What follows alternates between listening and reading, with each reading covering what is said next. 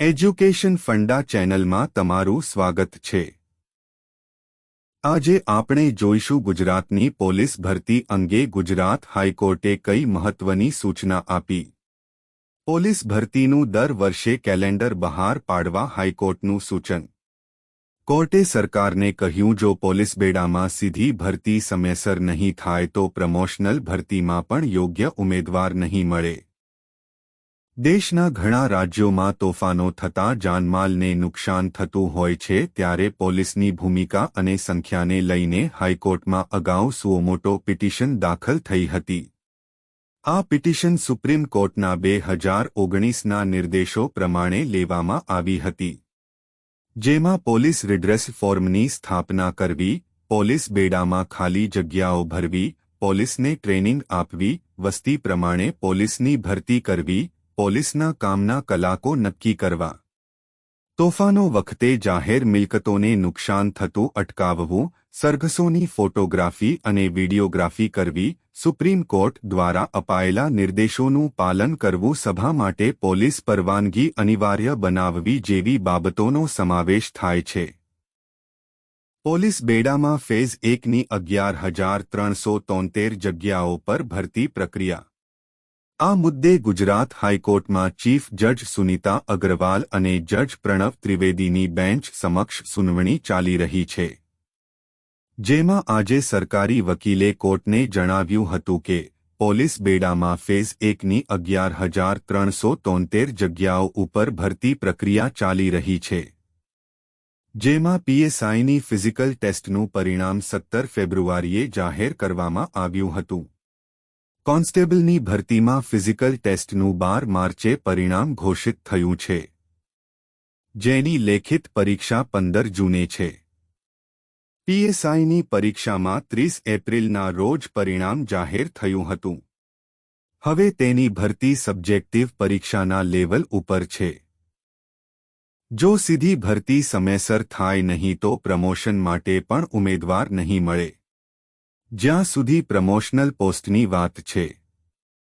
છેલ્લા વર્ષમાં સપ્ટેમ્બર 4,800 જગ્યા પ્રમોશનલ પોસ્ટ ઉપર ખાલી હતી, જે ગત ડિસેમ્બર મહિનામાં 3,700 જગ્યાઓ ખાલી હતી। જાન્યુઆરી મહિનામાં 700 જગ્યાઓ ખાલી હતી।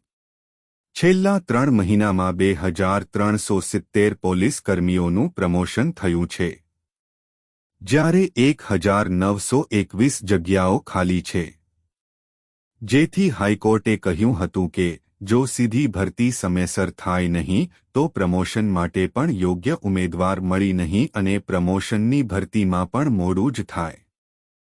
હાઈકોર્ટે સરકારને ભરતીનું દર વર્ષે કેલેન્ડર બહાર પાડવા સૂચન કર્યું। સરકારી વકીલે વધુમાં જણાવ્યું હતું કે રાજ્યમાં 5 પોલીસ ટ્રેનિંગ સેન્ટર છે અને 2 નવા બની રહ્યા છે। તેની 2,500ની કેપેસિટી છે, જેમાં વધુ 500ની ક્ષમતાનો ઉમેરો થશે। નિર્માણાધીન પોલીસ ટ્રેનિંગ સેન્ટરના ફોટા કોર્ટ સમક્ષ મૂકવામાં આવ્યા હતા। હાઈકોર્ટે સરકારને પોલીસ બેડામાં સીધી ભરતીનું દર વર્ષે રેગ્યુલર કેલેન્ડર બહાર પાડવા સૂચન કર્યું હતું। કોર્ટ મિત્રે જણાવ્યું હતું કે અખબારી અહેવાલ મુજબ દેશની હાઈકોર્ટમાં જણાવ્યું હતું કે અખબારી અહેવાલ મુજબ દેશની હાઈકોર્ટમાં કેટલીય જગ્યાઓ ખાલી છે, પણ ગુજરાત હાઈકોર્ટ તેમાંથી બાકાત છે। પોલીસ ભરતી મુદ્દે હાઈકોર્ટે સરકારને પ્રોગ્રેસ રિપોર્ટ રજૂ કરવા સાથે વધુ સુનવણી વેકેશન બાદ 25 જુલાઈએ રાખી છે। 25,160 જગ્યાઓને ભરવા 2 ફેઝમાં ભરતીનું આયોજન ઉલ્લેખનીય છે કે અગાઉ કોર્ટને જણાવાયું હતું કે રાજ્યમાં પોલીસ બેડામાં 25,160 જેટલી ખાલી જગ્યાઓ ઉપર સીધી કરવામાં આવશે, જે પૈકી પહેલા ફેઝમાં 11,000 કરતાં વધુ પોસ્ટ માટે ભરતી બહાર પાડવામાં આવેલી છે। તેમાં અત્યારે શારીરિક કસોટી પૂર્ણ થઈ ચૂકી છે। આ જગ્યાઓ માટે 10 લાખ ઉમેદવાર નોંધાયા હતા।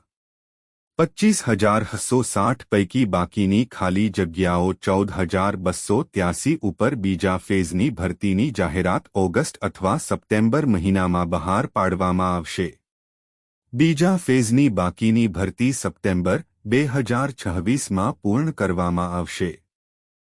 પીએસઆઈની ભરતી માટે કોન્સ્ટેબલ જેટલો લાંબો સમય ન લેવો જોઈએ. કોર્ટ મિત્રે અગાઉ પ્રશ્ન ઉપાડ્યો હતો કે વર્તમાનમાં બહાર પડાયેલી 11,000 પોલીસ કર્મચારીઓની ભરતીમાંની માત્ર 475 જગ્યા છે, તો તેની ભરતી માટે કોન્સ્ટેબલ જેટલો લાંબો સમય લેવો જોઈએ નહીં. જેથી હાઈકોર્ટે સરકાર પાસે દરેક કેડર માટે વિગતવાર પોસ્ટ મુજબ તારીખ કે સ્ટેજ પ્રમાણે ભરતી કેલેન્ડર માંગ્યું હતું, જેમાં ભરતીના સમય અને સ્ટેજની ચોક્કસ ખબર પડે. પૂરો વિડિયો જોવા બદલ તમારો આભાર.